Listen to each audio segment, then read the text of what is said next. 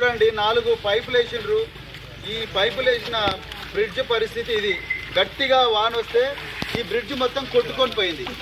వాన వచ్చినప్పుడు, వరదలు వచ్చినప్పుడు ఈ బ్రిడ్జ్ లోపల ఆ ఊర్లలో ఎవరికైనా పురిటి నొప్పులు వచ్చినా, గుండెపోటు వచ్చినా కూడా, ఏం వచ్చినా కూడా ఇక్కడికి వాహనాలు పోవు.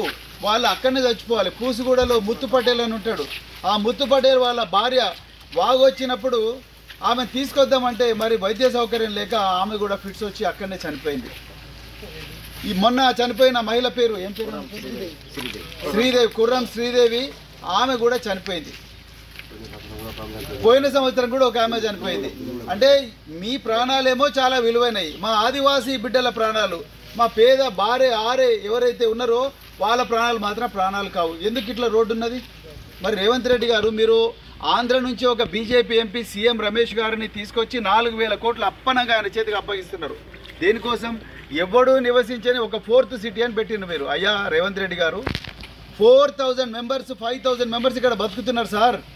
వాళ్ళ కోసం కదా రోడ్ వేయాల్సింది. ఎవడు బతకని 4th సిటీకి 4 lane road, 6 lane road, green field 4,000 కోట్లు ఇస్తున్నారు. మరి వీళ్ళ పరిస్థితి ఏంటి? ఈ బ్రిడ్జి ఎందుకు మీరు కట్టలేకపోతున్నారు? దయచేసి ఇప్పటికన్నా కళ్ళు తెరిచి బ్రిడ్జి కట్టండి. ఈ రోడ్డు వేయండి, డాంబర్ రోడ్డు వేయండి. మేము ఎవ్వరం కూడా ఈ పుల్లను చంపేటోళ్ళు లేకపోతే దుప్పిలను చంపేటోళ్ళు లేరు ఇక్కడ. రెక్కాడితే డొక్కాడని కుటుంబాలు పోడు చేసుకొని సంవత్సరానికి ఒక పంట తీసుకొని బతికే కుటుంబాలు ఇక్కడ బతుకుతారు.